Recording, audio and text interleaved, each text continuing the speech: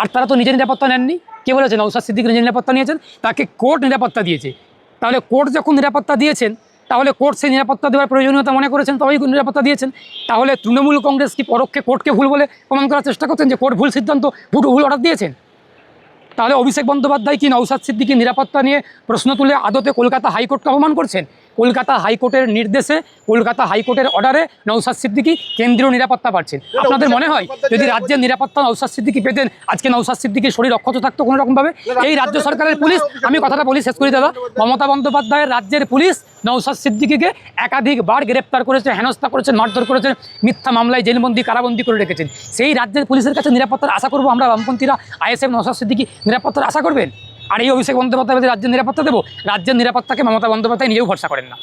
আমি তো শুরুতেই বললাম যে অভিষেক বন্দ্যোপাধ্যায়ের পরিচয়টা কি। অভিষেক বন্দ্যোপাধ্যায়ের পরিচয়, অভিষেক বন্দ্যোপাধ্যায় মমতা বন্দ্যোপাধ্যায়ের ভাইপো, এবং তার আরেকটা পরিচয়, তিনি ডায়মন্ড হারবারের তৃণমূল কংগ্রেসের দলের প্রতীকে নির্বাচিত ডায়মন্ড হারবারের সাংসদ। এর বাইরে অভিষেক বন্দ্যোপাধ্যায়ের কোনো সরকারি পরিচয় নেই। তাহলে তিনি কোনো রকমভাবে পশ্চিমবঙ্গ সরকারেরও, কেন্দ্রীয় সরকারেরও কোনো পদাধিকারী ব্যক্তি নন। তাহলে তিনি কথাগুলো বলছেন কীভাবে? এবং আসলে মমতা বন্দ্যোপাধ্যায় খুব আশঙ্কিত, চিন্তিত ভাঙড়টাকে নিয়ে। শুনেছেন নাকি যে মমতা বন্দ্যোপাধ্যায় খড়গপুরে দিলীপ ঘোষের বিরুদ্ধে সভা করেছেন, জনসভা করেছেন? শোনেননি, আমরা দেখিও নি। কিন্তু ভাঙড়ে শুধুমাত্র ভাঙড় বিধানসভা কেন্দ্রের প্রচারের জন্য, শওকত মোল্লাকে জেতানোর জন্য, আর বিশেষত নওশাদ সিদ্দিকীকে হারানোর জন্য মমতা বন্দ্যোপাধ্যায়কে ভাঙড় পর্যন্ত পাড়ি দিতে হলো, এবং ভাঙড়ে গিয়ে একগাদা মিথ্যা প্রতিশ্রুতি দিতে হলো।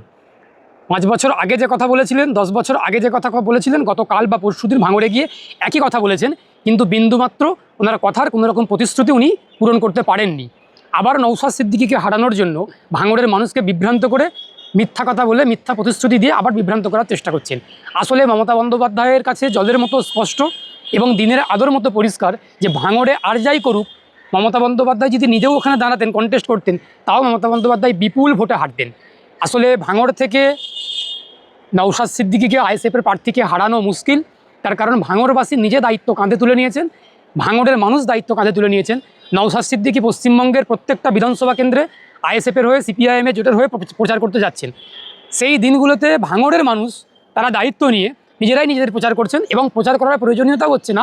আমরা দেখতে পাচ্ছি সমাজ মাধ্যমের দৌলতে বা আপনাদের দৌলতে বা সংবাদ মাধ্যমের দৌলতে, যে যেখানে নওশাদ সিদ্দিকী প্রচারে যাচ্ছেন, ভাঙড়ের মানুষ দুহাত তুলে আশীর্বাদ করছেন, ভালোবাসা দিচ্ছেন, স্নেহ দিচ্ছেন। বড়রা স্নেহ দিচ্ছেন, ছোটরা ভালোবাসা দিচ্ছেন। সেই জন্য মমতা বন্দ্যোপাধ্যায় নওশাদ সিদ্দিকীর জনপ্রিয়তা এবং আইএসএফের যে গ্রহণযোগ্যতা, জনপ্রিয়তা, সেটা দেখে তৃণমূল কংগ্রেস অর্থাৎ মমতা বন্দ্যোপাধ্যায়ের কাছে, মমতা বন্দ্যোপাধ্যায়ের কপালে চিন্তার একটা মোটা ভাঁজ দেখতে পাওয়া যাচ্ছে। সেইখান থেকে দাঁড়িয়েই উনি বারবার ভাঙড়কে নিয়ে বলতে শোনা যাচ্ছে। কিন্তু একইভাবে আমাদের দাবি ছিল, আমাদের প্রশ্ন আমি করছি, যে মমতা বন্দ্যোপাধ্যায় যদি প্রকৃত অর্থে বিজেপির বিরোধিতা করতেন, তাহলে বিজেপির যে প্রাক্তন রাজ্য সভাপতি দিলীপ ঘোষ, তার বিরুদ্ধে কি প্রচার করতে উনি খড়গপুরে গেছেন? যাননি। তাহলে দিলীপ ঘোষকে হারানোর থেকে মমতা বন্দ্যোপাধ্যায়ের কাছে সবথেকে বেশি গুরুত্বপূর্ণ নওশাদ সিদ্দিকীকে হারাতে হবে। তার কারণ ভাঙড়ের মানুষের হয়ে নওশাদ সিদ্দিকী প্রতিনিধিত্ব করছেন, এবং হক কথা, সত্য কথা, স্পষ্ট কথা বিধানসভার ভেতরে, বিধানসভার গর্বে গর্জন করে উঠছেন। সেই জন্য নওশাদ সিদ্দিকীকে সংযুক্ত মোর্চার যিনি প্রার্থী ছিলেন, আমাদের বামেদের জোটের যিনি প্রার্থী ছিলেন, জিতেছেন এমএলএ, তাকে হারাতে হবে। সুতরাং বিজেপি প্রার্থীকে হারানোর থেকেও বেশি দরকার, বেশি গুরুত্ব আইএসএফকে, সিপিএমের প্রার্থীগুলোকে হারাতে হবে। মমতা বন্দ্যোপাধ্যায়কে আমরা দেখলাম ভাঙড়ের নির্বাচনী প্রচারেতে গিয়ে বললেন শওকত মোল্লা আমার ডান হাত বা বাম হাত, কিছু একটা হাতের সঙ্গে তুলনা করলেন। আমরা জানি মমতা বন্দ্যোপাধ্যায়ের দুটো হাত, যে কোনো একটা হাত শওকত মোল্লা।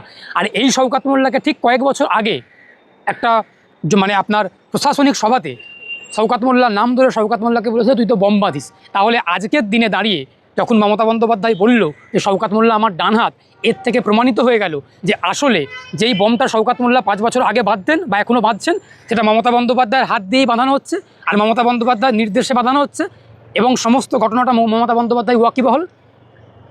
যেহেতু তার ডান হাত, আমি যদি বাবুলাল, আমার যে ডান হাত এবং বাম হাত, আমার ডান হাত দিয়ে আমি কী করছি আমি নিশ্চয়ই জানতে পারবো, আমি বাম হাতে কী করছি সেটা নিশ্চয়ই আমি জানতে পারবো। তাহলে শওকত মোল্লা মমতা বন্দ্যোপাধ্যায়ের ডান হাত হিসেবে কী কাজ করছেন, তার কার্যক্ষমতা কী, তার সক্রিয়তা কী, তার পারফরমেন্স কী, সমস্ত মমতা বন্দ্যোপাধ্যায় জানেন, মমতা বন্দ্যোপাধ্যায় সম্পূর্ণ অবগত রয়েছেন।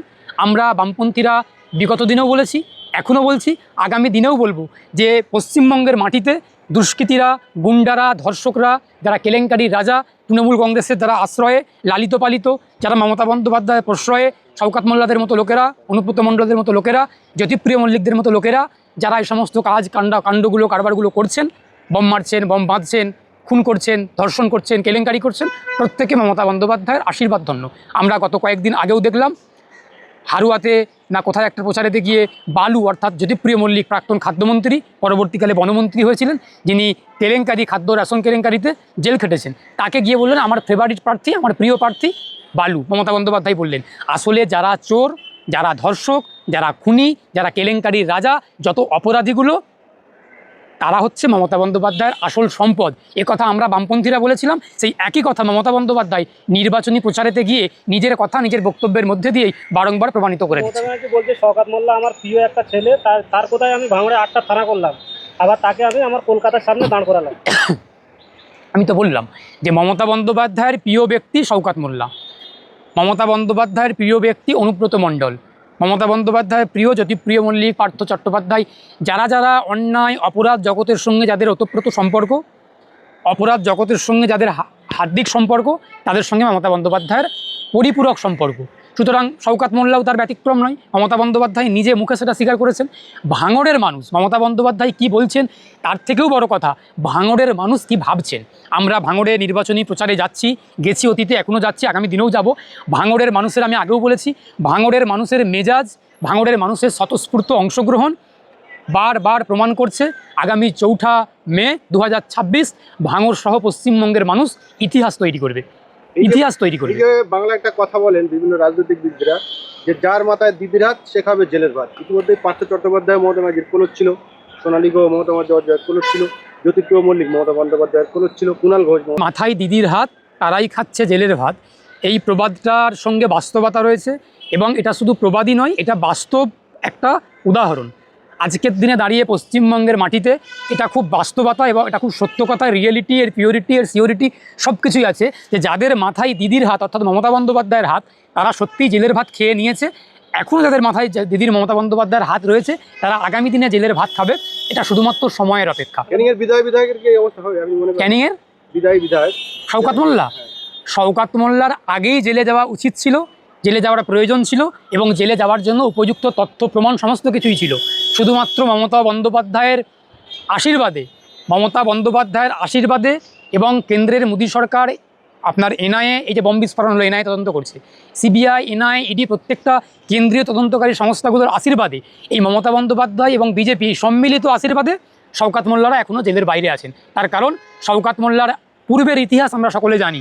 বম বাধা থেকে শুরু করে, ভোটের দিনে সন্ত্রাস করা থেকে শুরু করে, সাঙ্গপাঙ্গদেরকে নিয়ে সমস্ত কিছু করা, বুথ দখল করা, বুথ জ্যাম করা, ইভিএম দখল করা, ভোটারদেরকে প্রভাবিত করা, ভয় দেখানো, এই সমস্ত কাজের সঙ্গে শওকত মোল্লা সহ শওকত মোল্লার বাহিনী, গুন্ডা বাহিনী ওতপ্রোতভাবে যুক্ত আছেন, সরাসরি যুক্ত ছিলেন।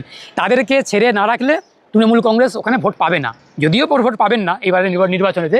সেই জন্য মমতা বন্দ্যোপাধ্যায় বিজেপির সঙ্গে, একথা আমরা বারবার বলেছি, এখনও বলছি, আগামী দিনেও বলবো।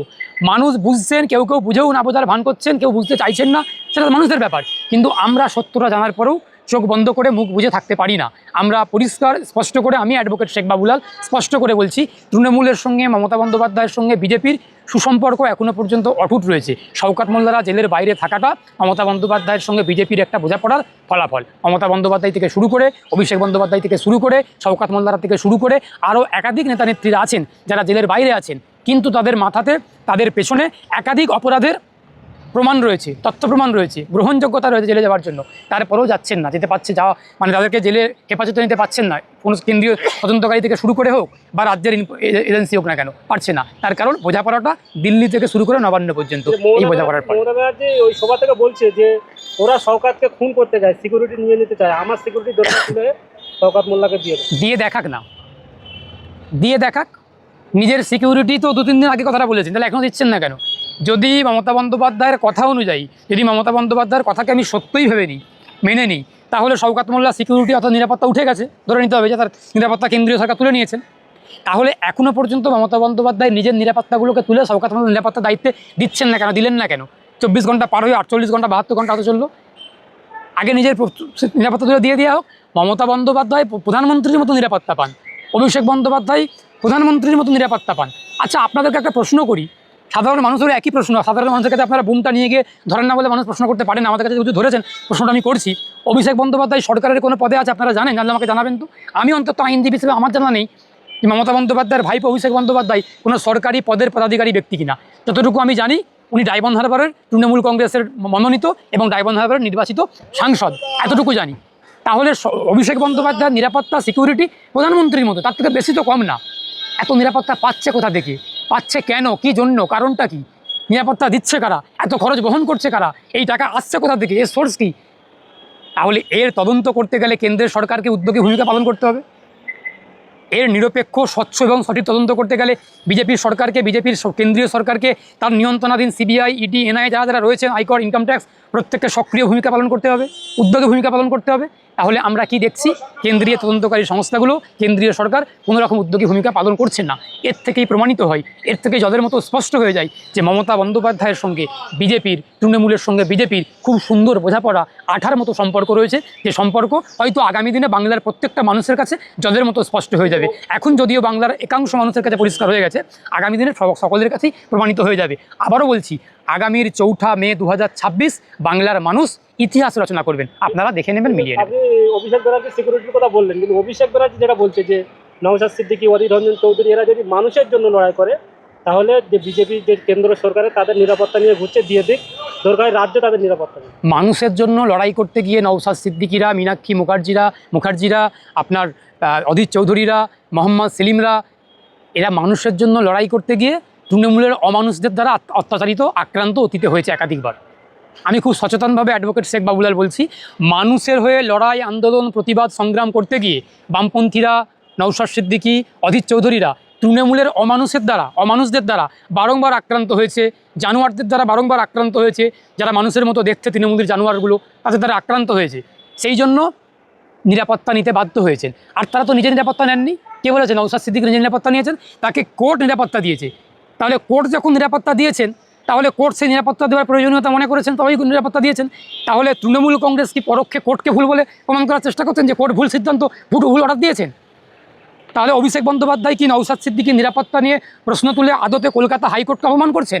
কলকাতা হাইকোর্টের নির্দেশে, কলকাতা হাইকোর্টের অর্ডারে নওশাদ সিদ্দিকী কেন্দ্রীয় নিরাপত্তা পাচ্ছেন। আপনাদের মনে হয় যদি রাজ্যের নিরাপত্তা নওশাদ সিদ্দিকী পেতেন, আজকে নওশাদ সিদ্দিকীর শরীর অক্ষত থাকতো কোনো রকমভাবে?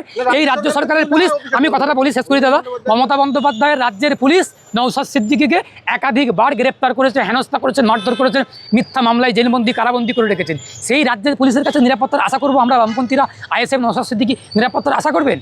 আর এই অভিষেক বন্দ্যোপাধ্যায় রাজ্যের নিরাপত্তা দেবো? রাজ্যের নিরাপত্তাকে মমতা বন্দ্যোপাধ্যায় নিজেও ভরসা করেন না, অভিষেক বন্দ্যোপাধ্যায় নিজেও ভরসা করেন না। আমি তো শুরুতেই বললাম যে অভিষেক বন্দ্যোপাধ্যায়ের পরিচয়টা কি? অভিষেক বন্দ্যোপাধ্যায়ের পরিচয়, অভিষেক বন্দ্যোপাধ্যায় মমতা বন্দ্যোপাধ্যায়ের ভাইপো, এবং তার আরেকটা পরিচয়, তিনি ডায়মন্ড হারবারের তৃণমূল কংগ্রেসের দলের প্রতীকে নির্বাচিত ডায়মন্ড হারবারের সাংসদ। এর বাইরে অভিষেক বন্দ্যোপাধ্যায়ের কোনো সরকারি পরিচয় নেই। তাহলে তিনি কোনো রকমভাবে পশ্চিমবঙ্গ সরকারেরও, কেন্দ্রীয় সরকারেরও কোনো পদাধিকারী ব্যক্তি নন। তাহলে তিনি কথাগুলো বলছেন কিভাবে? এবং তিনি যদি বলেও থাকেন, আমি সেই বলার বিপক্ষে যুক্তি দিলাম, যুক্তিটা আপনারা নিশ্চয়ই শোনাবেন।